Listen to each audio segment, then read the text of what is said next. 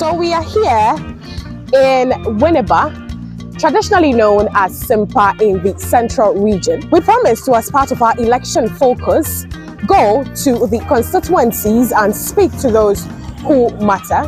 And this particular segment here on Pan-African Television seeks to ensure that the voices of the marginalized are heard.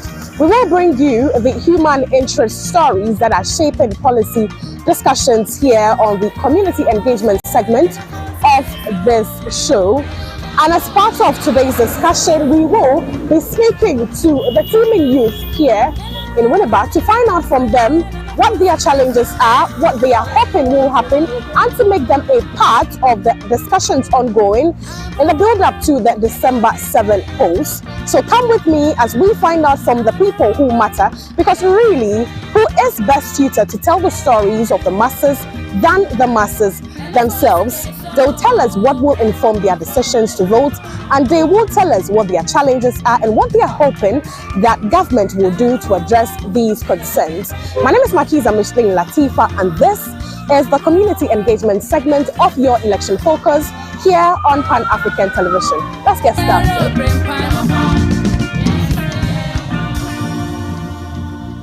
So we are currently here in Winneba, the Efutu constituency, to be precise, to engage with those who matter, those who will queue, as I always say, on December 7th to choose a leader. And the choices that they will make on the December 7th, 2024 will shape the course of life that they will lead. Either they make the right choice and walk in light, or make the wrong decisions and wander off in darkest night. My name is Makiza Micheline Latifa, and as I said earlier, we are here in Winneba in the Central Region, precisely the Efutu constituency. And as I usually like to do, I'll give you a brief background of this particular constituency or area. You can see that there are a lot of people gathered around me before we go into having our community engagement in its entirety. So between the year 1996 through to 2000, this particular seat was predominantly green. And when I say predominantly green, I mean that it was won by the National Democratic Congress, which is the NDC, and its leader, that was Mike Allen Hammer. Then in 1996 he won again in the year 2000. But between 2004 and 2008 there was a paradigm shift, which literally means that the seat rotated between the MPP and the NDC. So in 2004 the MPP won, and in 2008 Mike made a comeback again and won the elections for the NDC another time. But from 2012 through to now, the seat has been a seat of the MPP, and its current leader, Alexander Afenyo Markin, he won the seat in 2012, and he has been the incumbent member of parliament from then until now. But just like we told you, this is very important for us at Pan-African Television, because we believe that it is very important to go beyond the discussions in the studios. It is very critical for us to come down to the roots and engage those whose lives are actually affected either negatively or positively with decisions that will be taken come December 7th. So we will begin the discussions right about now. Into the discussion no eba inside a handle. May we say having recreational activity, more board games and all of that. But just like I said earlier, me can say elections yenimsa aka America na elections no yakwa kotoa ba and yenim so say usually this time around your politicians be brave ho mo beba one mama promises be brave into yen person ye say what is the situation e wo Winneba ha ejuma to say asetena to say e de na emu hi asem a wo be pese aban e betie na omo aye ejuma afa ho e na de na be inform mo decisions se mo de beto aba mi wa ha me di bebre kasa off air no mo ka try me say issues be wo with employment dodo na akọ school omo ni ejuma enye nti why na be pese me ne be sha ase ama waka akasa a train. So I'm literally talking about the fact that they've made various concerns or raised concerns about employment issues. So I'm going to begin the discussion with the young man who's standing right by me, Pacho Udina Oniakasa. This is Samuel Teki. Dodona from Wadada. Mijina Yabu Amijina Mamina Ora in Debina Wina Ojuma also. mo opodo a ohan titi was simpa ahin there ejuma yin praying me kan ko chira ni pin since I was in parliament 2012 no the first sitting all ba ne kaso aka chen dey ye pin na we din no abesin kon odenche ode ejuma ode besin propoi untu wan fa ejuma wan fa dey wan fa ba nti da minti onti na obejina da me so sitting na obejina nti wa ba na so no so nhwe dem be my camera ya man 12 years na so no so nhwe people bo no ya so na hwe mbi ayo mi up to now 12 years na wa ba baji ego on fa ejuma biara on fa mbembe bi ndebundodo na wo school we na woto bi mo mpo wo school we na echi wasa so wo so won no emu fe bi mo mpo de oya auto fe bi oya zin na bi nya da ma wo bo mpo oda to yi mpo oya din sebe wode ejuma be na ya ye na obiara me so be we betu ma hwe na mba no na ade wonzi bendin wo school ko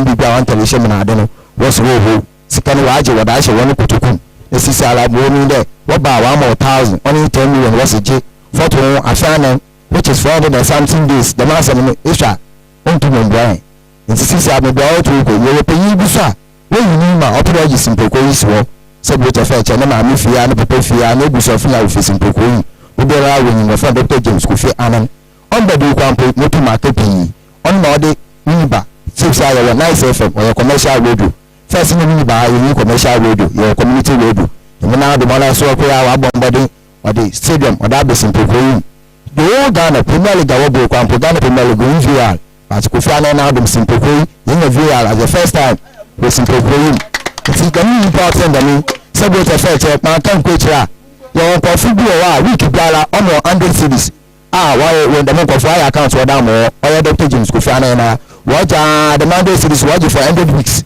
coffee p you know what them pay me from that what watch the miskin sabot effect men kan fan ko tira we be school na some of medical school so wa say afia bo sha asin be from we be school bia a che say bus or that what the hamo what's in people we are mainly na people bo no e bi o ba so wa cho that what the hamo no we mean that what's them dey Kofi Anan oba be bi people we say chi wa kwa ke sabot effect in bi ma so dem mutibi on the MP big body pia wa e order me simpoko ya nko fupi we be program pa we tu wade wanda mabubo boda e ja wade bodo we there we be dem adi we simpoko no so be simpoko we be ka bo she simpoko butum po boku na simpoko wa fo mpempefra eso nde dem be obi on pay obi na aseminti obi pay obi ye yenti ne bi ne kokko twa billboard bo kwa kwa hwe ne ti wa say council for so bo kon so billboard we ngina wo we ko fi bia wa ye won dem we intimidation people we do obi mechi the man person we pu wa o putupa wa mo sike bi na wo kwa dem aden bo ko chi na chi wo se dem ana dem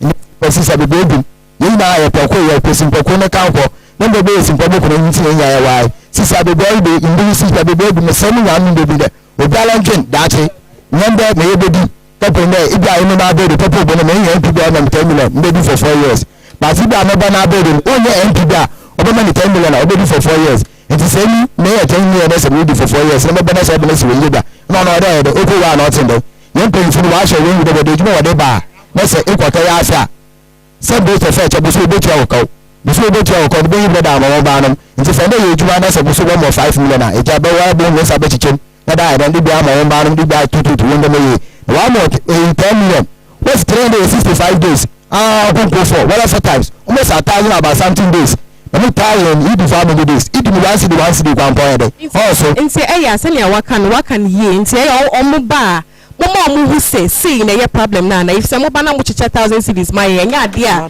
ebetumi ahye for 4 years no ye chicha ma mu wi a ye ko eye ade a politicians bebre eye dey na ebetumi aye de aso ano because as a krom ha ye politicize bibia na ye ni ye youth a ye ba so e dey na wo se ye e de tu eman ye tumpo mo we dey ye ndo yi be bi ya ye be united ye be nkebo ya so ye jina de simpoko ye pele kanko sisi ala ko yin pe fi pia be de yin wa fe gbe gba landa sisi a o gba le gbe yin be simpi be se ye bo de ina yi na de juwa de be de be be the mad in the air so to wear the mad wedding there but to abed da de ya da mo de ya da baba da da na chi ya na iska me da sho kutoku yet na mo for 8 good years ni $1 million for every year bi sisa me ko say 8 million good years ya iska ya mba yo simple ko ya di yo yɛtɔ what's one district one factory simple free ya yɛda ne yɛn yɛn factory so yɛn de bɔ $1 million sisi saa de kɔ Ghana sika wɔyɛ de 60 billion nti de 60 billion times nkun create maala mun ka create almost about na yɛ de 70 billion anaasɛ ma make me bra ɛmu sika nya yɛn sɛ ɔno ne wɔda ahyɛ wɔ kotoku mmeja ɔbaa de waba abɛkyɛ wɔda na mmebu na ɔno mu ntumi nhyerɛ mpa ne wɔte dɛ yɛpɛyi Dr. James Kofa na ɔbaa bɛ nsɛnkyɛde kaka pɛpɛɛpɛ na ɔda ade kya wɔkɛkyɛ sika kakra wɔde mebu no bɛlɛ mu sika wɔda aka fo bebu so na wɔakyɛ wɔde mebu no da ɔde mu na mo sɛ bi tɛfɛ kyɛ tie ko mpa nya asɔsɔ nya ba ko fo ne tim na mbe ma twɛ na dwu mpomfo so a wɔ so wutu wɔakyɛ wɔ adwuma wɔ nyimi nti mo ni meda ase yes yɛ da ase wakasa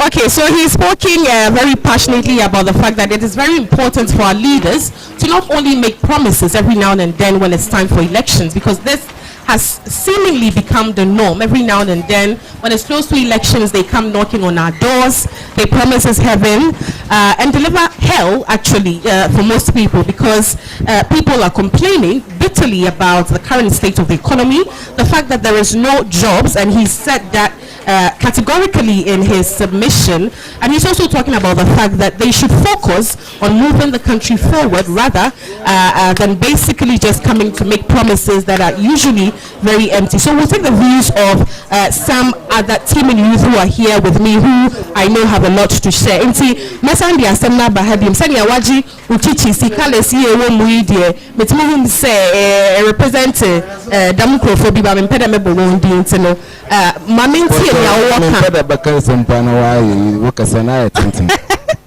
it's maminti wafam Isaac Ban dodo na so from Tobe me a branch youth organizer na National Democratic Congress wo break down abosumba branch oyo ni ba amun efutu constituency yarebe na yaben ni na ne fapem ojina yepe na oda ya na edo oni eden ya MP urban no ya assembly member na ya former MP Honorable Mike Allen Hammer no wodo urban okan sempi ndodo no so na yepe na yedu ya wanyemu mu ya kaka ya baka osuyewe oyo Honorable Mike Allen Hammer odi MP oyo yemepi no ko bi woni ba amunum wo fo ni ni ba wo ko sodu abuna sodu a owo kwan no do kania a wo fe ne kania na bi wo Honorable Allen Mike Hammer na odi kania odi ko de mkro na wo fe no ni ba a owo abuna sodu ekwan no do oyo no so ofi school dan oduma de mkro no wo no na ye MP a wa betina do oba the year 2012 from 2012 basi in the 28 September yedi jina ya yedi ni le boko impunta wa fe impuntu onkodo obotu ebisa there ebe impuntu na ya mpu abatina do 12 years wa ya moa moyima ede wa me 1,000 more thousand no explanatory in ye only there 10 million old currency odimo obi oyede obiara so ewu mbo MPP na NDC yeku a what the more question what the miss can what the more nti yede mo for them purpose only yentum yanche ona ide we mu there mbebu na yewu ni ba mu ye edwuma na yede yenye nti we won there yenye edwuma yenye nti scan us the wodi be edwuma na wode me na yoku ye edwuma na busum bia no yetu ye no the miss can na bia ye social security slate obotu obi na wada me da me yama no wan ye future no wanje no me nya ide wodi the miss can wodi mama scan so ati there wode no busum bia o ba 3-4 years na da me 10 million no ajekor ekolo so ajen wo ba se wa afro da wo ri cheska wo boko na wakwa wabaka tell the ID card da ba o tell wudi your data no do am 10 million with the miscan go more go yejina the municipal assembly with Simpokoyin yeni me juma wole yo ni ne ba ko si sa mo ba ko du bia mo ba kan de MP municipal assembly so wa onu ye otire de aban na otibem mpojina no wa onu President Akufo-Addo na menisi e ojina wi ne ba amunum na so ni ba municipal assembly wo ye ojina bia o ni ba amunum mo be kan de MP ni so ye wo ojina wa ye yewu ejuma wayo for 12 good years obatina do we the youths ekwatama secondly we the youth awobu awoli ejuma wakafe wa na wadu be yin ba e ba be discount osa osa wetin ekwatama ana secondly mako hye ejuma wo no yede eyo. Okay, me Chawano, so me pedam bisa wa asem kakra. Yesterday, it's been 12 years dama MP Watinado. Onye she, and so eban saying na all the time. Worry to about what man onwa. Poto asem ye bisa ni ye papa. Only then ebet na wa mbena bosna wala batu aban. Mo ka asem ni mpo nkochi. Last year na watu assembly election.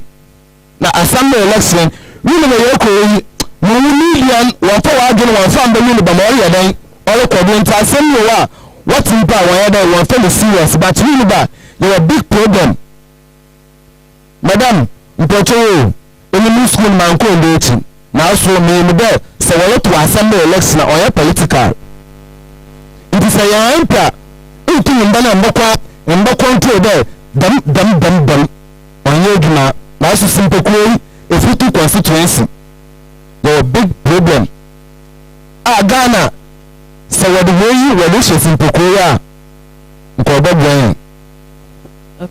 Okay, me da sepa ni me awonso he's basically talking about the fact that it is very important for us as a country to pay attention to the struggles of the working class people and the ordinary citizens of this country, because there is serious hardship that they are going through. And I keep reiterating the fact that their concerns border around employment, and most of them are complaining that there are no jobs, they are unable to sustain themselves. But every now and then we have members of parliament come in and dole out cash of about 1,000 cedis to them, but they are asking the question that how does this sustain them for the next 4 years? They are expecting that development is brought into the area, and they are saying categorically that there's been no level of development. I keep reiterating the fact that this particular segment of our election focus is very important because it brings the microphones to the community. So do watch out for us in a community near you. But let's continue our conversation. Me pacho mame fa wosombra discussions na ye have no. Waju intre ene de ewa nseme ya ye kan wase. Midindi lawyer me edin abekuru mi ama ebo afebo opinino obon lawyer emini emi da mi mu wo opinino mi yan de se wo kede ye to aba abana ye to ye wini ba fanyenye na ye to aba because successes baba ken wini ba population ye wa ha ne what can I say 10,000 ye beto aba ye beto aba for election timing na ye nyankofa wo fififi ndiambia won aba register na what aba obi ni ba what it say empia on be able evidence evidence bebre memela area leto aba nam UW nam zongo nam Central Campus, Zongo Nam, Mango as a black child. What your military? Beside me started a note to Abba. No, Musa. Mini, I be a Migas Mini. Make care MPP from the care and BB of the Chimuko. No, Musa, all about the youth. What kind of young call Kifita? Near you and this, you MPP. In my day, ukuli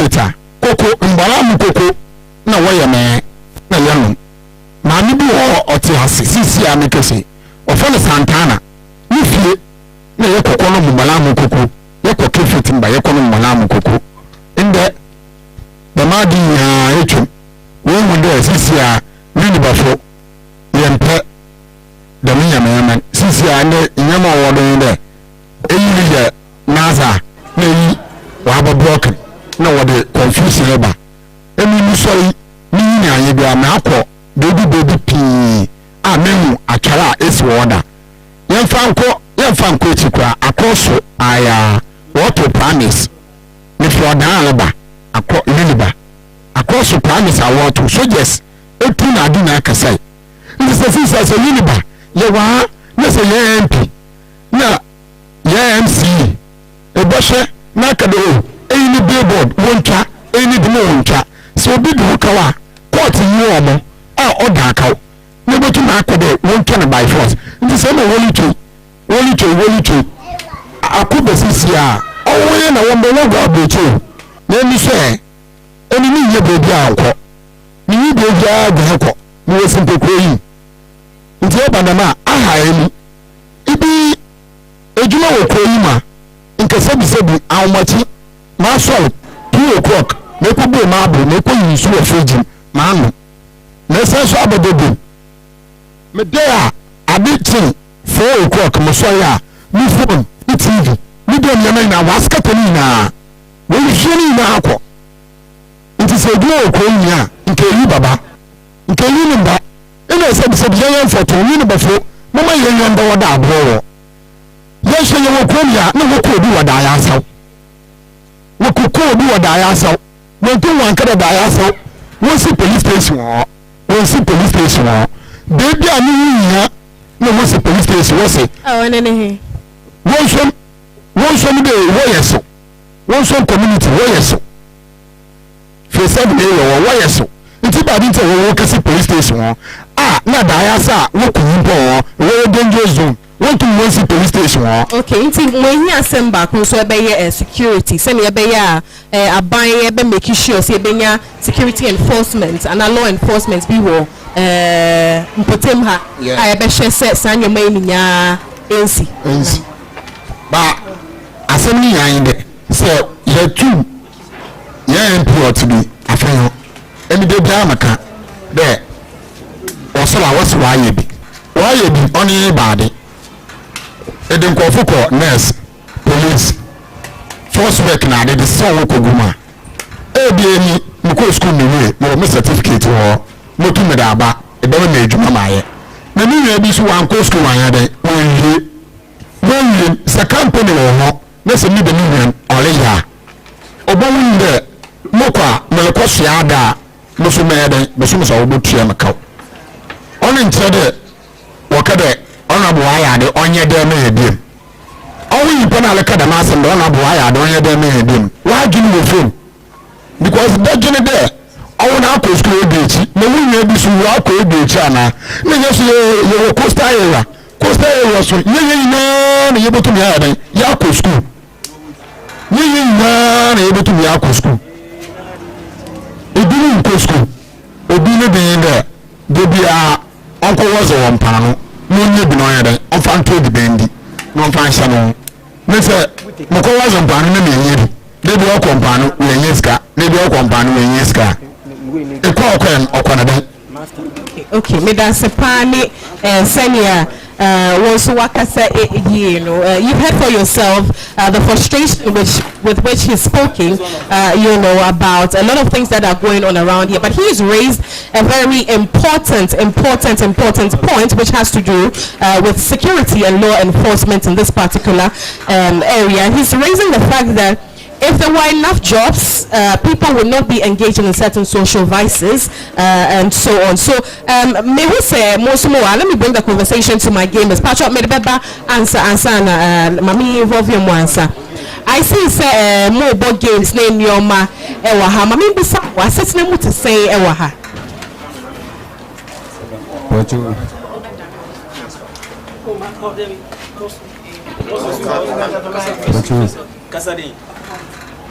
Sitting in with the oils and kaka, man, yeah, Bob Wessa, your areas. Oh, yeah, if you man, I be near your book with you. You also been a kaka, the people of your young band man, why, the day Juma na we can almost call Mpoano Yamana now the day Juma Pana. But you're amazing. Inti Juma Eshade New Intinama, you know, Mote Hana. Now, what is the real situation? They and Casaliente near Kosovo. My son, no high. Oh, Unibaham. I said, in the market, it's a bad 3 days, 4 days. You need me. This guy came Kenya. One house now, if you're going to beat me, if you're media or Bassa. So I don't prefer I'm not a boy. Okay, inti abatwa Breno asansubium. Yabeko akwato aba on the 7th of December 2024. Nkofobi wa ho omoka say oman ni mu nkoyie nti omo no mo nto aba ne nyoma. Wo feel say fa this statement ho. Because we nim say wo wa nto aba obi beto ama no de obi foforo aba be hye ho a onye ne a wo pe. Inti dey na wo ka fa sa statement and notion nkofoi bi ewo. On the down prefer water. One other wash and away, baby. My young boys are used to the real, maybe near he's basically calling on, you know, duty bearers and asking them to ensure that they do what they have to do to make sure that people have jobs and people can afford the basic necessities of life, which includes food, water, shelter, access to education, and access to quality healthcare. Yachichen komo bebre na nkofo wonsem bebre omo aka. Be person ye the discussion no meaning say employment no asema ehu hia mo pa na education any health so etisen wa ha nkofo timi afford e ko school nkofo timi afford healthcare na ene yen kasa fa ho. Okay, me no e friend Hindu a man for na friend Professor Hindu. We be na me wo me fi always down here me so man penifo no me suma yamba mona almost so no because future we are talking about the future, we are not talking about the present because in no ibia yen penifo no omo wa abraba no. But what about the youth one wa shase no dey no mo be until ya kasa about employment and then security, because I have sometimes ejuma no and then it's okay ejuma ya and na member aka no ocho mbi pu no unye ejuma ye yetina afifia no ekita nkwada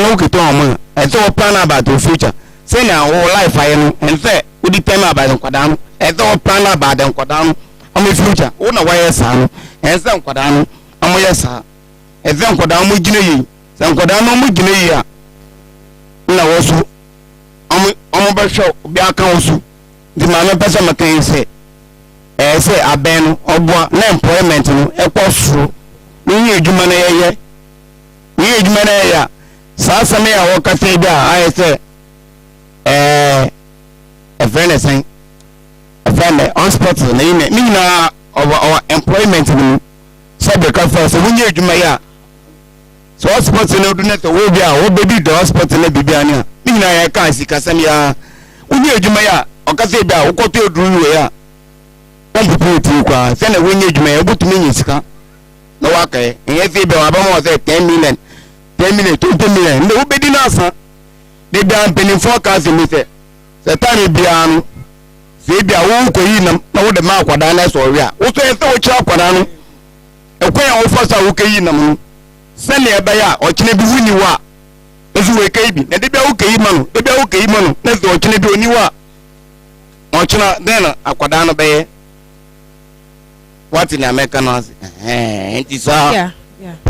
What can say he's raised very pertinent issues, bread and butter issues that affect it. He's basically saying that access to quality healthcare and education all revolve around being financially stable. And if you're not financially stable, how do you afford all of this. So these are discussions that are currently ongoing here. Let me remind you that we are here in Winneba, Central Region, Sempa, which is traditionally called around here. And we're having discussions basically about, the level of employment here and basic bread and butter issues going on. Na person medi obifu fonso beba nkomonim a ebeye wonti me patro eni yankasa yenim say elections ba na nyama bebere kokokoko so omo mo ya kasa bebere ya boss say edu election ya be check 1,000 Ghana na de na 1,000 cedis no into mushel for 4 years into die no how die no betimi aka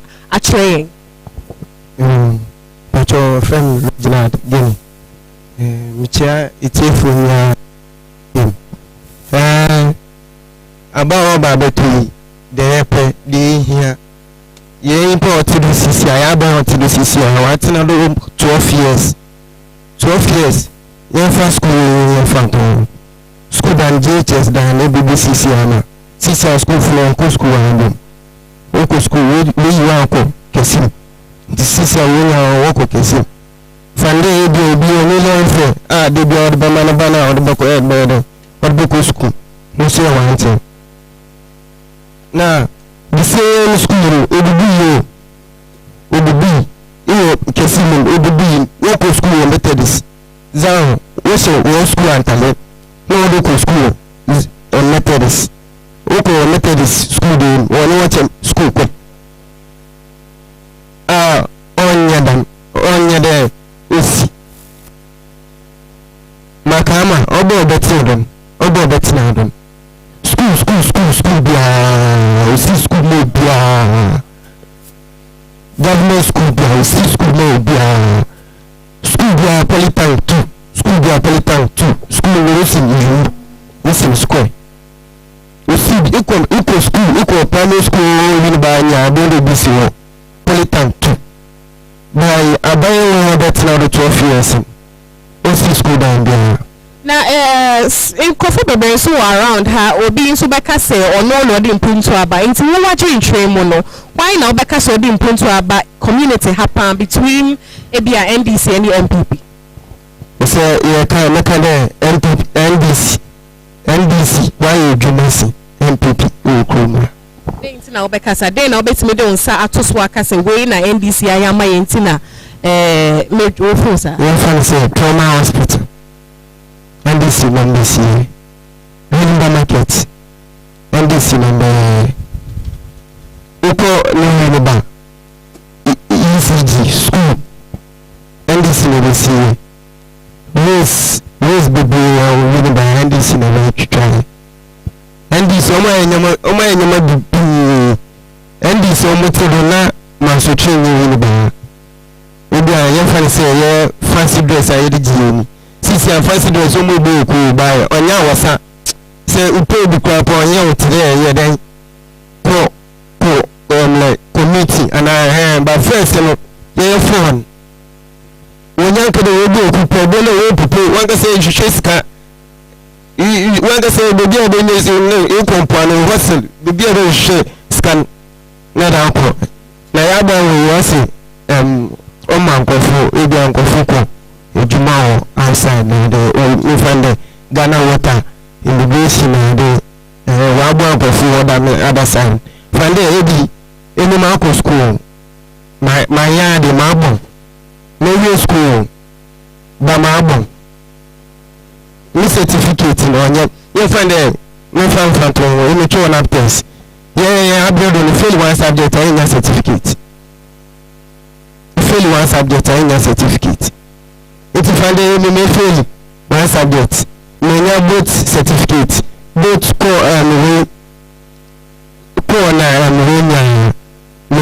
electives in me set. If you find me set, me say na afam immigration mako, and now I afam Ghana water mako. And be company B, company is money.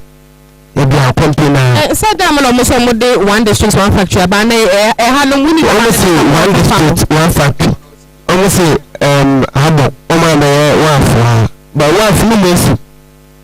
One la funu mo so ya ma bia ntu mpo dream na mpo ya dai oh won to won na mo market won won said yet the busma tama bobia ya ma no won mpo na no won mpo wonya wode ya ma no bo bisibope bone ya ma funu wa start wa dai wa se wonya mana nko funu wo to na ma no fo na ma funu so wo to ma nko funu wo ba beton. Okay, me da se pa o kasana ye brother wa ha no okay bi me pese meje wa drink because me say o bibi kainti ene ye nchemi a o ka no Indi Junior mijina mitie etiefu ina ya be yempu a already o mu de wa bon kofu bibi wa other side but ye mu binu de ye nye opportunity ni dam omde ejuma bebe but mpuntu ni wini be kro mi ade ye ko ejuma eka mpuntu a ebetimi a elaborate amayena ye ka mpuntu today ejuma sam obebe factories na adena wa me ejuma bi ayen ye mbi ye ndam na ye nkofu bebe watifie onye ejuma won de won ye nda kwa ochina betene fie dem not nti dey obe ndwuma bi a obetum hitimi enye nsane ndwuma a ya yensa botum akoya no dem wakeda wa ya abo amen abo ne yen mfasudi obedo wanyen pepe bia nti wa amen ya ma mefuna adi na market mpano wana no wa den wotum woye edwuma nti women yen puntu a okodo wini banwan nti ya bese nde ye ti ye be yenwa na abeto elbe ye beto ni ama obi mbete 1000 akade osimo sigi 1000 ko to da ma be ya de famam na so 1000 say o we jibia ana yenjibia yenjibi dam. Okay, but December 7th say obeto aba nti dey na wo ka etre youth na wo ka answer me interject or youth no dey obi abo enwa no sure obi a obetum aba wa ba be edwuma na yenyensa no edwuma na ade na ya de ya ye ne sa akoya no nti say youth a mesel dey rekoto aba de enwa na to aba papa na fama obi a obetum aye edwuma amaye sa akoya no. Okay, thank you very much. Still, very much the bread and butter issues that we're talking about. And it looks like one of the greatest challenges in this particular constituency has to do with unemployment. You see a lot of young men who are sitting here. Ordinarily, these are young men who should have a promising future. But what is the actual story? What is their reality? This is what they are talking about, and they are calling on government and duty bearers to do what they have to do to work towards ensuring that the future of the next or the coming generation will be a bit more promising or better than what they are going through currently. We're still here in Winneba and we're having our community engagement. What is very important for our election focused process, I'm going to bring in some other people into the conversation to find out what they think about what others have said. Mpachodena uwaka efa niya unyanum niya aka dedano uwo bibi adebeka huana waka amayeti. Okay, but I say no welcome at first Gatusu and also your unit committee member of this very community. Urban there elections my family is in Harmon. First, when you first MP in the future, Papa Dr. Ibiakwa, Oboye MP. Honorable Michael Ama, Oboye MP. Late Usaji, Oboye MP. Asana Michael Ama also had the bill. 2012, in the Union MP, CCR, Otsi Ogodi, our majority leader, our parliament. Ono Obatin Ogodi CCR. Really, the life of intimidations upon intimidations. na ndaadaa MP na put me sin film okobo bi na so senior okay dear was all the alleged account with no masa no ya kan ko la che 2012 MP when you better ko ya nya misunderstanding oh down one more bon mo sa ko e be ma padi no so reply ma obeye nsele pin ni nya yo yin ni be ye atase MP oya de pin oya de ni sabe kafa MP bia wo de bia no be pay there any government institution bia say ye bebu na owo na nyankotin na owo access do obotum abowa obotum abo na MP bia ba otum omadam opportunity your friend security asset often soldier immigration na force na MP bia yebi na Winneba ya wo bia nwede Winneba community another Winneba constituency or your fishing constituency say apart from there say wokopo oduma bia anwodo bia che bia keta won sa na oduma epamade ye shoemaker ye seamstress another ye dresser no ina dem we you no from a we nuanum student for you the before say what the school na oma omen another community another constituency ni me yeso ono to bibiara wotu wo yeden woto ba se wonya okọ vacation pre na town na be bolo constituency bibiara yeden bibiara mba ni dey to place ya ka yepin wonya da mandate ya no wonya da opportunity nko botu say pure to fight impo na obetu waye no dey sibe bi na wa boy ode youth ni bi na ka wako na senka wa port wa brand wa Winneba port mpa o na ka youth ni bi mo sesen na bi mo teche na bi mo de ko supply bi mo yeyi wa no so ko na youth ya wo kakan abefem wa na ye ni de mo we da we de youth some of us ye weak say omo awo ko to edwuma ma o tina wa na be bi neti na onye na ke de tutu san adase when the message nti no opportunity when the what banning e kwesa na wa ma ko 5 won ko first audit when you on that asset the on madam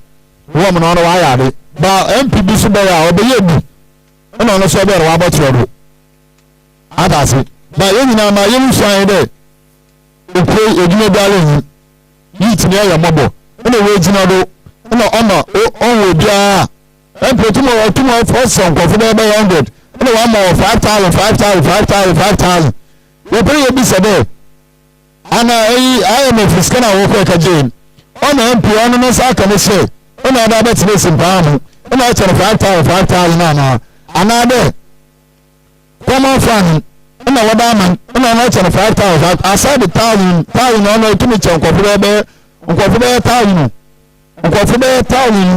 otumo mo bia 1,000 comfortable nti yemi na yemi se yawo de se inde edina mo na se Ghana me no ma yebi na MP ono constituency no otumo ono each person 1,000 mo comfortable be 500 ono wa ma 1,000 atase ono che bibi ko bi obi ya nta so si na na se Stanley de wo hon so we I don't know your president here today family and friends I mean you be ya you tie yenya yi do kwa no kuna na bodo ti JDM na bodo na Ghana ka wa ya den onu ya ne do yi po 150 po 122 122 esi isa pe property na bi ona ene ni na no na so no na ya akofo ya no 761 ni na sa anti wo kotu we ba wo so ba cathedral wada me ona ade swimming pool no so the same thing Winneba ya wa o kompa no ma bu wo so ba ya ba say fishing na bo say ba break water say ba na mo na man kan po wo so me be ya kasa wa say road Ghana na o be fi go 2016 ya 2016 o be fi na Winneba roads ni ya wo asphalt dem break water si awole break water Tim cars akase na wo ben be na wo de be no wa say we de me fo nyina na so be ya kaka wo de bo won wa be de wo ba wa ya dem wo ba wa ya dem wo ba wa enti me se akwa biara a wo fam Pan Africa ko ti pa yan na station obey ana be yan na TV station obey onyame mpo wo hwe ya se obi abotwe bia onti sabe ka fanya sakasa yan de bi yaraka ya wotinya papa ya obeti na obi o atu down oba ko ti be 8 years 8 years kwa ana ina busafo ayele o ye payback una nanado una ina busafo da o ye payback we be take revenge wa Ghana fodo so na oba first one no you see o so kwato na pepe na japado wa abochi una second one oba you see go it third time we bo no so ya kwa una na beleti na sisi akemi biara also one face here one family here bi bia one face here one family ado ya de bom onye onke na de na mi ni ado ya de bom say nanado wa ka puye bi na so no wala ka ana so no ni mudu mo say nanado wa to eyi cook no de ki to bi ni nsema ana so no ni mudu ada se bi yi bi obe iye bi owo vice president owo na do so sase ese ye kutupa oye pa ye na ko ye ya ese owo ni mudu awo so ni mudu ita da sa kwa ku bia ma ye ka wa mu ye ni sama ye ka ni national ye ka ni constituency so na constituency am ye se IGP ya papa dampare ya se na pa ya apostle fi aye wa mu apostle awo be won be wa bi mo ya de pa bi mo wa ya de bi mo so bias na odosu eti yes no abe ya wo botu simple apostle no me se won ko bi be fufu no me apostle fufu yes na pa yes won na won awo be wa be prepare ye ami won fo onda ina yi sino so no se ma no wani ina sa fo ye ni be sa fo nke be se we ni fu ko tebe ina chere owa abadai na ye ma ni jeme so atini se ewu so okojo besio so okojo beyino besio wa kuma de ndi woke bi bia chewa empere be say 2020 abe yiyem results are about different results by assess evidence no ya wa ko to amana the different results da aba one because say dem ba ka different one because say dem ba ka na so yiyo so when you na ba bin tina wo Supreme Court judges wa man kwana wa ka jina da kan wa ka tunenu afarije wa ka jina da kan ana afarije wa ka jina da kan o ka jina da kan wa ka tunenu ita ba an ta wuje ne sai ko ti awu dan ita ya sai na yana diye na Ghana ebutu a wani je ne sai wa na Ghana mi ebutu medase pa waka say he's talking and raised a lot of concerns and touch on issues that we haven't talked about. He's raised concerns about security, just like was said earlier. He's reiterated calls, and he's actually calling on the Inspector General of Police to ensure that security is enforced here in Simpa, to ensure that the elections go on without any intimidation whatsoever. He's also calling on the EC to correct it wrong, to ensure that there's full faith reposed in it as the day of the elections draws close. I'll bring my mom into the conversation to speak to her. We haven't had any woman so far because we are at a community center that is primarily for the young ones for recreational purposes. Mommy, good afternoon. When the first lady, our boundary, Rebecca said, "I know what you're saying. What's in ya? Yeah, brothers, ya kabebre. Or my name at the same. Such nice at the same wo. Simpahano." Pocho Musumadas was from my Araba. Now, move to other window market. Buduna from Higa, a car I will do. Buduna from Higa. Now, Pocho, Oyana, Mutado window market. Bayana, Robert 2, about year 20,000. Now, you're not brought to do. I say, I my karma, your former MP.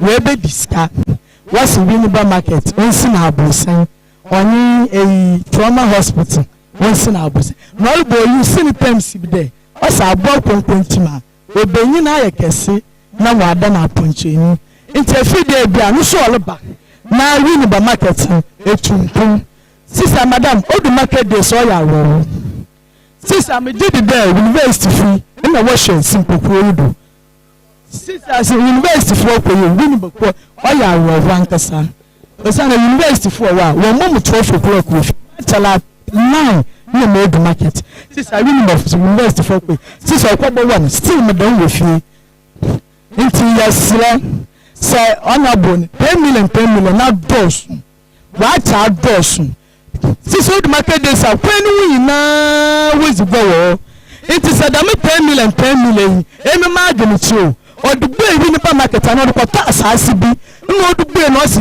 market fu yenke dugbe wo wa nti emi fi be obodoa esi sa 10 million na dos emi de minimum 10 million na sebo mudi se make me mo lo nsu osa na adwuma na say ni 10 million ti na ma say ni 50 Ghana well fame problem 10 million ansa na nyama na baba nti mesle da me 10 million na dos nti mu ma ka da me 10 million no chen aso alite na wada ye adwuma na yale mesafi ni bi ma so asi da me sika ni bi ye adwuma onye ye minimum obi ni ba market a waji da me sika ni bi esunda na lase oye MPP so no filade eke kwa baka chede e gede me sika man fo adwon ko so so bo se na foto ade nti asle central e ni ba market no osko finance oba be central market emi ma adwene chede ko no so yenso no so 4 years no so se wentuma ya musu ye besa no bi fufuru aba nti musu ma adwente no won so no 4 years na no so nso okay what can say ye pa man person ni busa say bia woton den then woton wodwo but am ton fruit okay ye nim say nya ma akosro adeton no etesen madam onko ye kra hwe anopai na wazi adibisen ne me koto obi mekaje obi no do first da me pineapple ye kra we butum wadamon yeah, crowd say yes. Since we me sim do oya no pay 10 cedis. First na ya no be pay no 3 cedis. 3 cedis. Na say yeah 3. Me start at for more than 5 years ni. Since e mu to no 10 cedis. What is say na miss me to na me so. Watermelon we dey fada ba, go watermelon be fada ba be drum. No we me sim na e be 25, 24.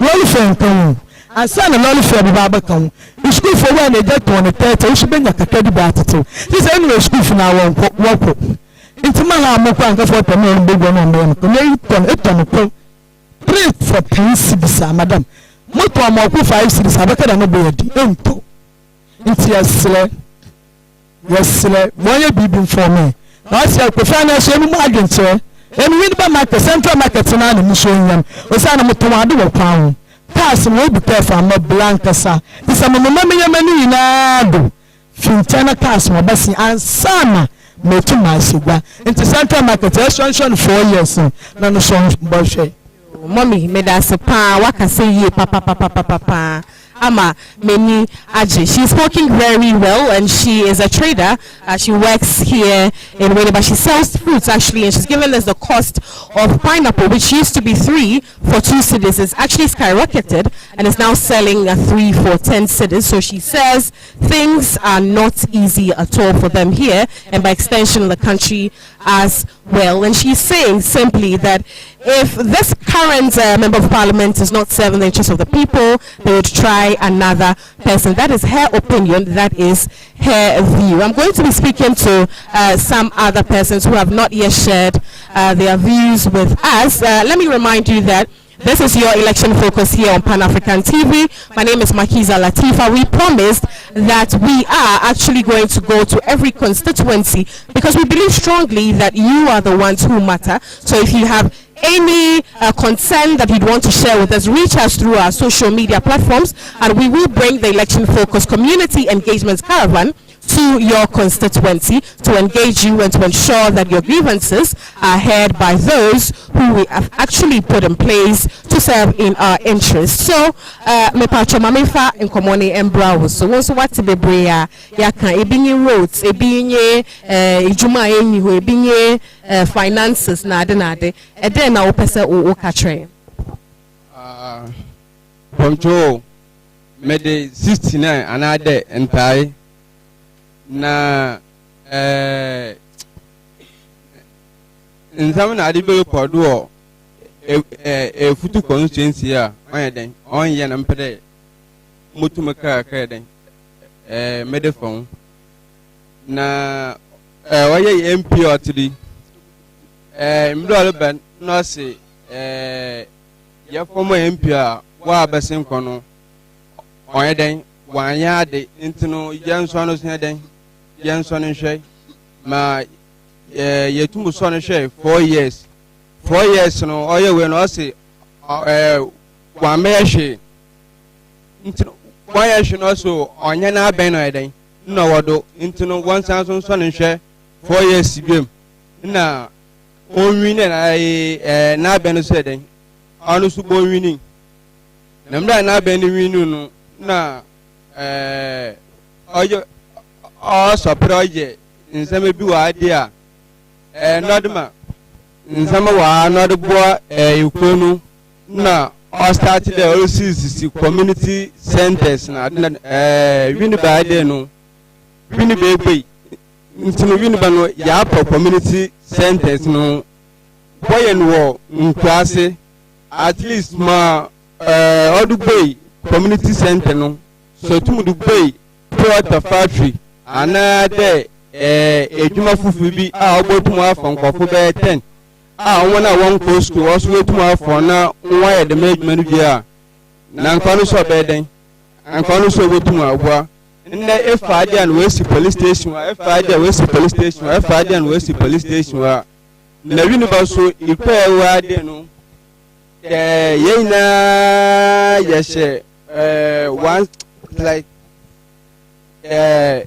bini banu yentum nkede bia yeko baby it's like yena your one side into every demo police stations na no pede watching eguma na de bia pede we den boyen den na ye MP obi also no oyin lenyim no we MPP no sha MPP no eden one no eden also to no be NDC no so na also me owo MPP no na nzama nkokuru ebi eden nkodo ntino de eden odi fi MPP party no be NDC no go so NDC party no mun wama like NDC floor when na so aden when na was for beden bo supporting no aden we tuma wini na mdo o sha se de duare bano akada e bi oba be ye adewe yi a na MP ade se no aden na wa fa ke akada obesi wini ba heritage center no pa na se den ade se no so aden wa fa kesi no wa MP inyi adwuma wo team na obi a onye MP na se okada oba be de madi a na wo edehye na aden apakeye intino ya baslan ayi pen Dr. James Kofi Anan okokoto asase wo dominance bebi a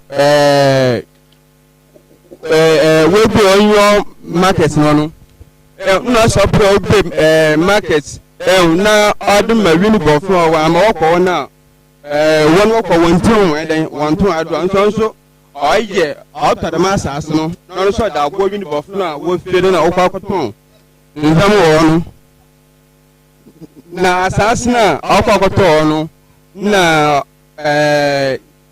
sienyim mpemfi bi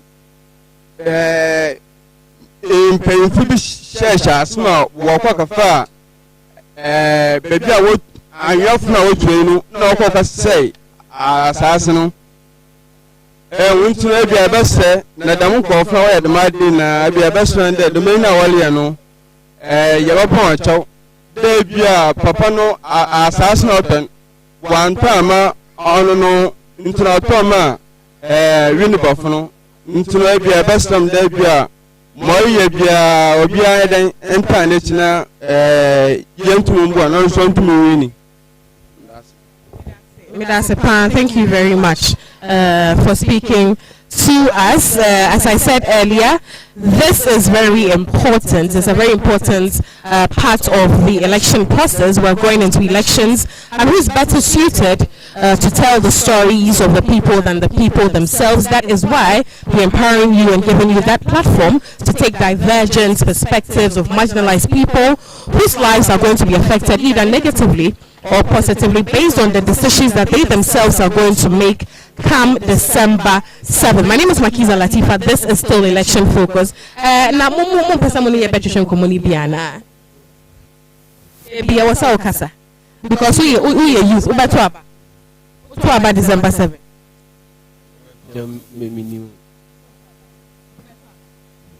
Wait, only 18 years here. Yeah, sure. Now na someone say it is very important say say ye di 18 years kono e krom ha ye na said in the next future ye be future leaders. It's very important say ye dey ho be share elections mo na won join ho sa nti adin na person beto aba December 7. Voters ID card nya binti na ento aba. Adin na mo anya voters ID card. Time I go say kwakwe na time upon tinentumi ayo. Time ntumi ayo but oman mu nsem hamu. Oman mu nsem de bebre na han. Okay, today nsem pote ben na obeka say how. Isan say you know me more a omu school. They say na itifie enye ejuma. Where you school? They say na itifie enye ejuma. What of ejuma itifie? Ya mi say because station ko payment ba. Etori wi a na fa etori bi semfa. Na metwo etori be fa so etori be asan fa na metwo ba ina esre isa MP ni se babu wa stay be a obi abenya adwuma yi se wa go school ka be de abenya adwuma yi because yenum se yema mi oni ska onye be go school no da e be ko abonte de ko pe adwuma yi asan ko kire bi an wo kan. Okay. Waka say for Mike Pema or brother. It was so kasa because I think say very important for young ones now but up no so you be have a conversation. So you've heard from a very young man who is also saying that there's no jobs. This is why they are sitting here. Though it's very important for the members of parliament and the duty bearers to sort of bring development to the area and ensure that they have jobs and so on and so forth. I'm going to pass the microphone to another person to take his view. Yes. Pacho I utu mikasa. Any enchuche nkomo we gina ha etie yensem nya and I'm sure say nyama bi wo ho ai bia yen kan ya na nyama bi wo ho ai bepede e de beka ma ya kan ho o de kwa me mensa me di kwa mensa me se mo chi ma nya me ba be che in the 2012 na me MVP na abra Alisa fe Michael Bano o kaka se bi moto ma komodo ma moto abaman o fam mo koto abaman okay de Oba Trauma Hospital Oyabrosen na Winneba Station so Oyabrosen makama we discano nti ono Alisa fe Michael enso na nhwe Oba dam ada otide no Oba be paja na ono so wa che na adwen afa ho ma opoto obi ana komodo yerto abaman ya hwa demand na oso na we discano demand na so no always wo Winneba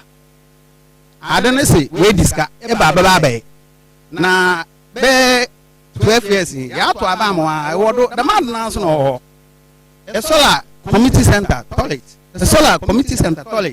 demand na si so wodo o uni ba nti dam community center toilet na de ba ya ge woto aba mo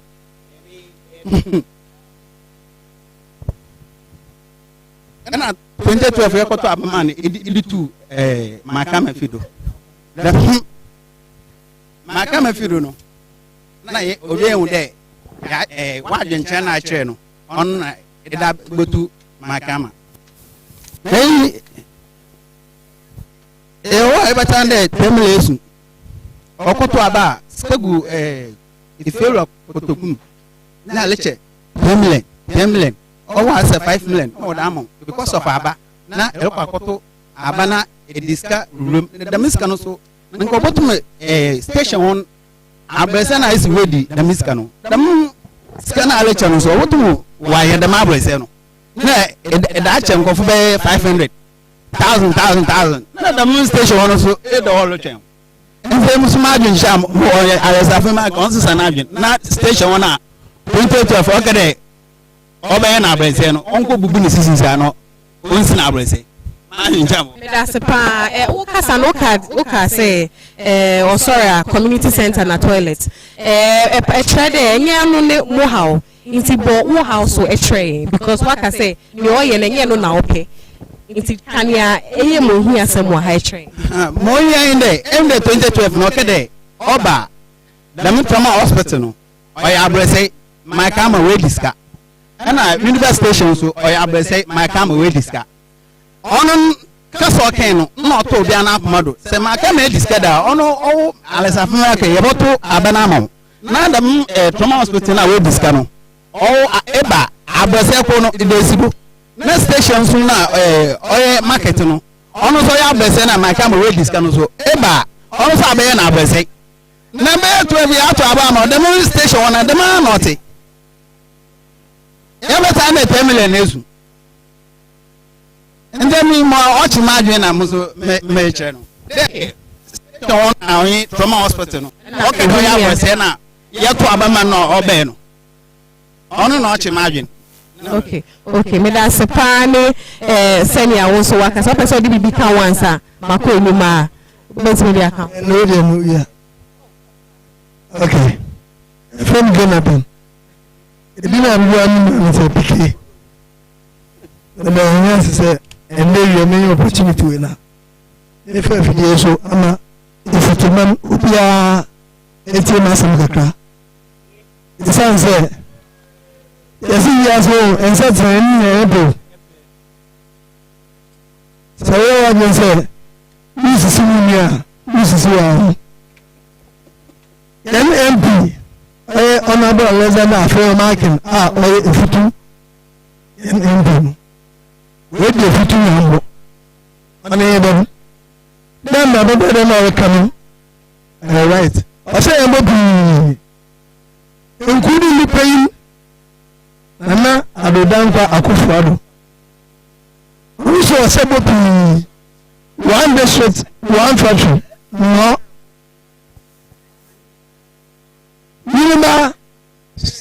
municipal hospital no ya bosen that's my kind of way discussed the means of better American oba baba be na blessing that me the means what who am I 8 years nothing minimum market or main station what's my kind of way discussed I was your blessing oba what then I blessing that me almost nothing and I blessing no saying only no we do and I there nanga say we take new idea sibina odi 1,000 ma youth no ama youth no one page ma yini ba eduma bi anu ha say yini ba na boy ntu na nko school say we be factory bi ebia no for oyin and my car mahana what time motor cement 45 cedis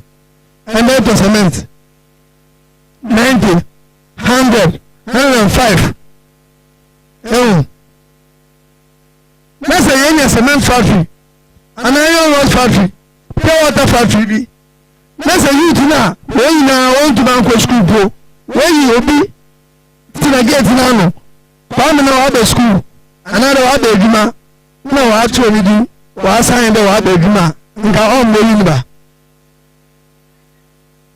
where you in atina pure water factory anu ena no so oye de meduma na so oje pia ngomba sinde omo so ha mati na what 1,000 wa omo so ya abe na what 500 wa inkan ka de owo boto aba onu nko na ya 2 o'clock ama me fa wa doda mo fama youth 18 years of mo fama wa doda o de no wo susu buto odo wonya adwene pa bi na we take good decision about to Adam or men and put out the menu. One point away a mobile.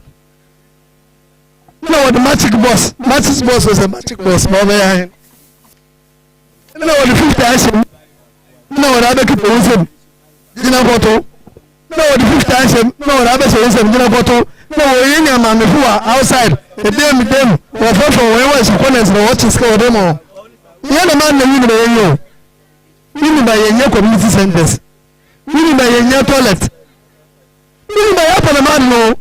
Okwafu boy ekwo say ase enfo na okwafu bu onu boy community center mo ba when you lenje because we you obey. Thank you very much. I'm a nature make us that. What I say, this is why engagements like this are actually very, very important, because half of the times we think, or our leaders think, that they know what we want better than we ourselves. But you hear the stories from the people here. They are stating categorically that they do not want community centers, and they are not impressed with the public places of convenience that are being built for them. What they actually want is for development to come into the area, for there to be access to quality healthcare, better education, and then for their roads to be constructed to ensure that commuting is made easy for them. One of the most important points that has been raised here today, or two of the most important points that have been raised here today, would definitely be employment and then security as well. So these are the issues here. But before I wrap up, let me briefly speak to I see an artist sitting. Okay, so me who say your paintings be, and that looks very much like me, but Katrina, you are young. Me who say what share NDC futu. Then me woman ma what didn't na area kete say share NDC. Mocho, me nyante, Uniban, like again as I de abrochimbo, because yana wagin you need me you say emi se man draw mindidi. Wow, me who say who draw? Let me share painting now, you know. But I pen na me. Oh wow, that actually looks like me. This is very nice. Why are there? So this is something I will see in our school, right? Yes. This is your source of livelihood. Where now we ADD, just like you said. Yes. Okay. See, then now person, because I know that there are vocational institutions. They say your then I'll say ebia abaya be I bet me develop one other with skills now one akosho. But eminya nche like MP NDC MP eminya nche or the schools on the onye obiana like oko school onye obiande no welcome na so moon there like most youths boys and girls one afebu or the car one bottle or that car we shall offend like our racing be senior into osere question why baby either art school and other technical school be no there what me but jela why you say one the faculty 8 years or pano one we could be number 10 or brunade at any we always like you are like hey yo we are kakaba watching or bruna want in Philly good. Okay, thank you very much, and thank you for this very beautiful painting. I got myself a gift here in Winneba, C pencils. He put together that very beautiful painting for me. This is how talented he is, and I'm sure there are hundreds of talents like him here in this particular area. And what they are saying basically is that there should be a lot more focus at this place to ensure that their future is a lot brighter than it already is, because things are really hard. This is not us saying, this is actually the mic coming from the people themselves here, an open mic. They've gotten to share their grievances, they've gotten to speak about the things that matter to them the most. This is election focus, and we're promising that this will not be the end of it. Every Wednesday we will be in the constituency speaking and engaging the voters and giving them an opportunity to speak.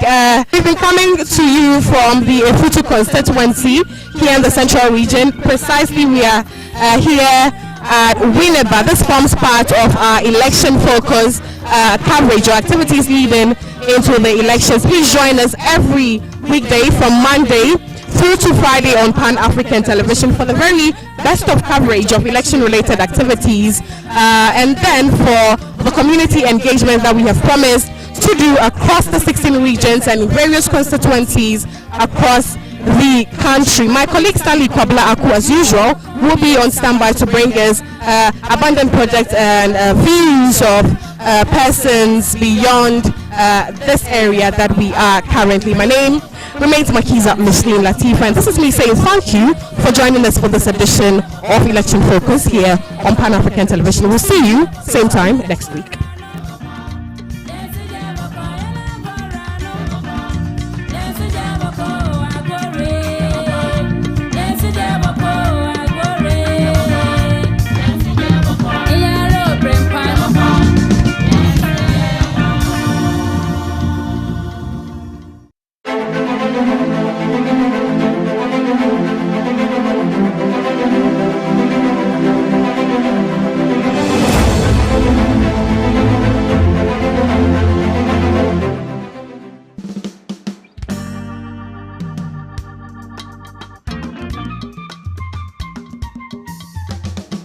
Hi, welcome to the Vox Pop segment on Election Focus on Pan-African Television. Today we're coming to you live from the Central Region. We're promising you that we are doing around 3 constituencies, bringing you personal opinions going forward into the 2024 general elections. What are your decisions, and what generally would incite your decision going to the 2024 general election?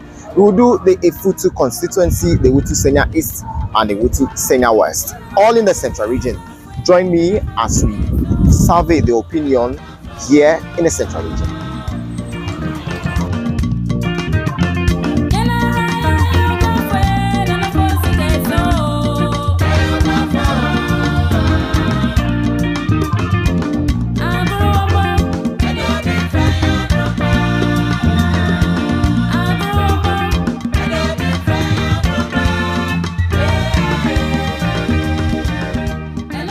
The living conditions in this town, it all depends on how you feel.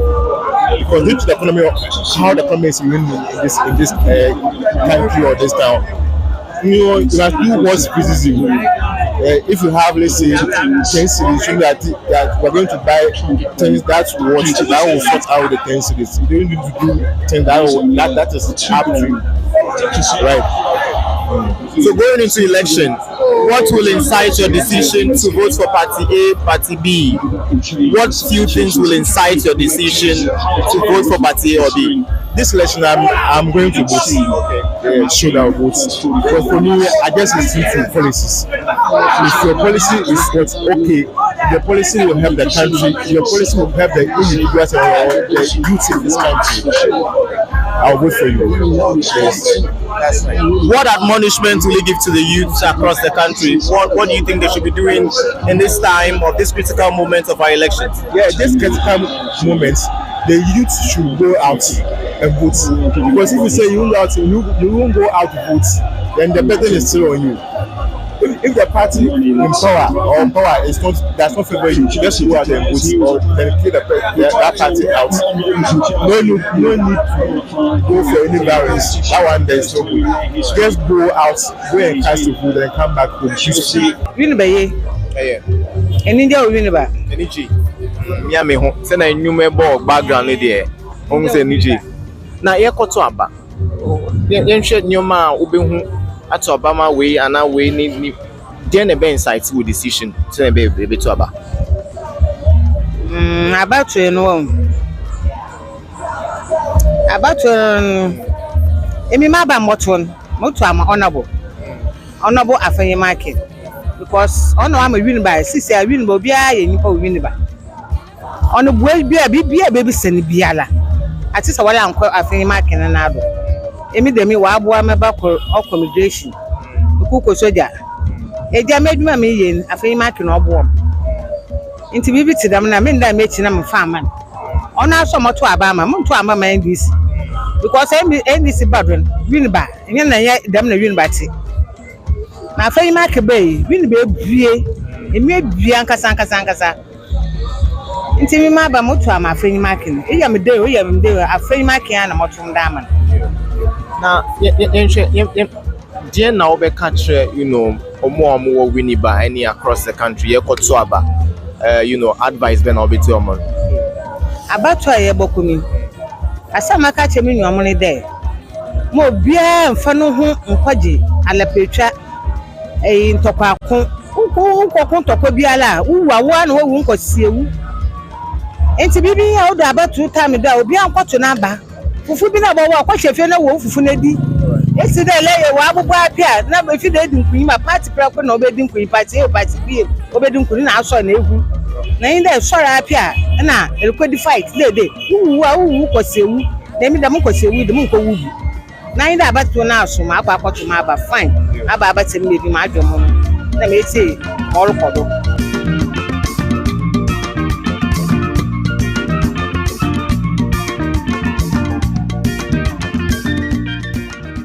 Right, this is a Vox Pop segment. Right now, we've made a stop at the Gumwa East constituency, still in the central region, to know what exactly will incite the voters here in the going forward in 2024 general elections. What decision are voters making this time, and what admonishments will it give to other voters across the country? Join me as we make this pertinent conversation. My name is Stanley Kobla. Join me.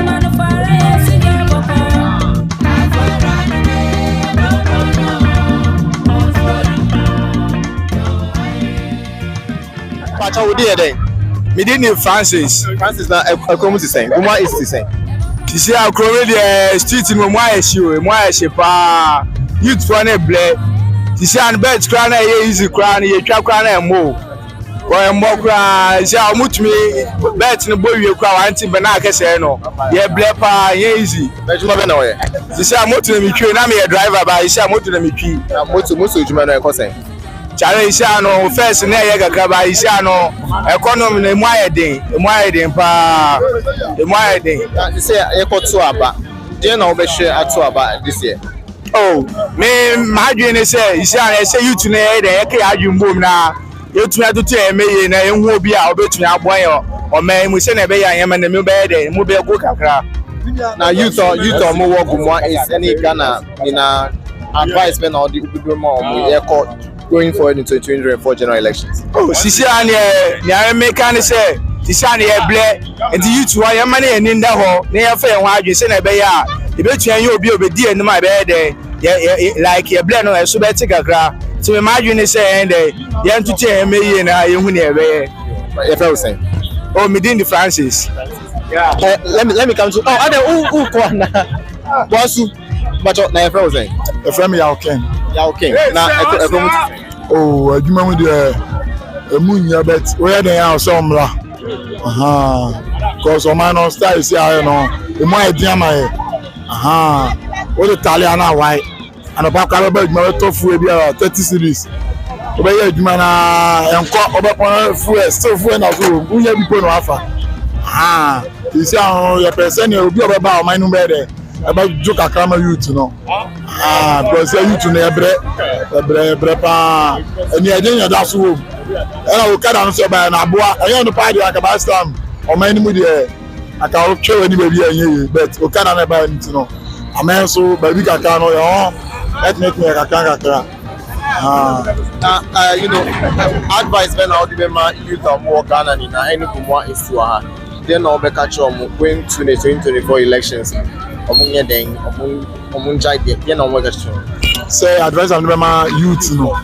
Oh, me the advice and remember youth for no say.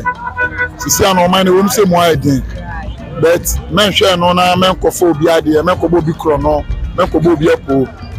O mu say emu odin, o ba adwuma no, baka kakra, de obedi de etu entempo do ime no benya. Ti no obi anya kakra kakra no pe adwuma bi a, odi no hye ma e dey cry me no be 50 series bi cry e okay also Kofi Otimi akoda ma wan then at all e fa say Osman Moro na mpacho we station master wa ha then she Gumwa is business Okada business na ti say wa me vice chairman and I'm coordinator for Central Region. Oh okay. Yeah. Okay. Na ejuma no eti say wa for Okada Jima. Yes. Oh, yeah, the Yamiase. A boy a bebre. Me kutansa na Jima be for. Then so Okada nti ana made me here Menkwala was school or my way university secondary school me and so we university. But Jima hodo aka no yenya bi ye. Construction work e bi ma. Because Okada na na boy. Ono so na boy youth ni sisi. Because Okada Jima no de ye bumper ese nipa bia obetima ba power begia tu amaya no on na etanachi said be ya abato mra yakọ no Ghana de ye hia sunye ye mpe basabasa yo ye youth no so de ye kuso aye no mukasa said be ya obia bebre no ho ase na ehu amanya akoya mefa so amanya ne bekoyiye no obia obetu ana mo papa no no na etanachi ye mpe dada na adoso ye ho kire ya pa police for na se for tata na se for no alliances na se alliances boy dey yentimi ye ba ye no police for na ya sometimes mu ye mbobo anya sa dey kan boy Licenses no we say. Licenses na last 4 years na 4 million 6 million this year the 1,002 until I over 1,002 even motor kura ko to for sisi akọ licenses ya 1,000 plus kura before open lance A and B up to 2,000 won't me here. What I say? Until Ghana mine the bread. Until bumpers and paying for no movie and boy. You know, we catch Ghana for much what TV so. You know, Ghana for TV so there. You go try buy. You hear Ghana sunye because Ghana sisi ya kasaya ya share my hood wa bebre. Asunye ya Ghana hanabini ho because I'm me tuko bebre. Me who am my hood wa Africa. Sunje wa Ghana no ye nibi omu nibi wo ho nti ha de woda wotimi da so ndaye but my bin mo ho a say Burkina say woda wontimi nda obeda na waso ndaye papa ntimi so ndaye papa nti no Ghana de ya nyina yenka ye ho mbom na anya ye ho abotre my diskachi na ya prepare na yakoya normal bi ansen fata nti awose ya nyina yenka mbom yembre ye ho ase na yento aba papa ana betima boy Mba champacho na e fa say. Papa mali semenu. Macho chips ni we na woto a. Chips ni nyama first na mito traffic. Ti akwan no ma ye ni basa no. Ejuma na ye basa. Ti se si ami de ba. Engra di ko mi de ba ensa pressa. Ni matu ofie. School ya si free shoe. Wo kwa anya free o. Omo buankasa anya free. Imani baku ofie. Baku akọ. Ya blankasa.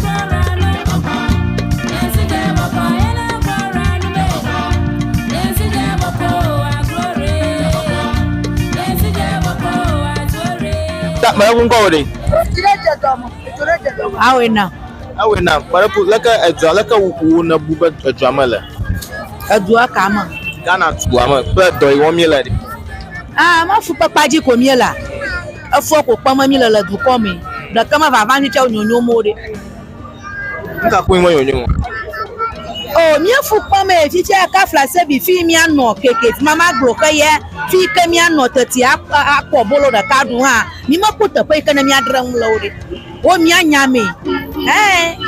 Mi ma ko ta pe mi ano adra mu adajira nyi o de. Da mi fu pam. Erebo if you mean na akodaga. Nuka ikpoga na la adako apoyama. Oh, nka kpoge mala ko dako ya. Abang pop afo. Patro bra. Afo va. Hello patro. Okay. Ikpoga na la dako. Do you know alei zamele ikpoga na la dako a do alombu. Oh, anyama. Anyama san nanya ba odoji ko mai ko lawa mai kala susuma no ko yana chogana la pama goji mai na ko gana ya Ghana to no ko nya kana onya bana maglo mai laji mana mama nya onya ba makoglo ko ama kono fine if you am we opom TV ji you know Adam Karugo na la no mi na ko daga nya ka gogo na la Ghana to gata do fulo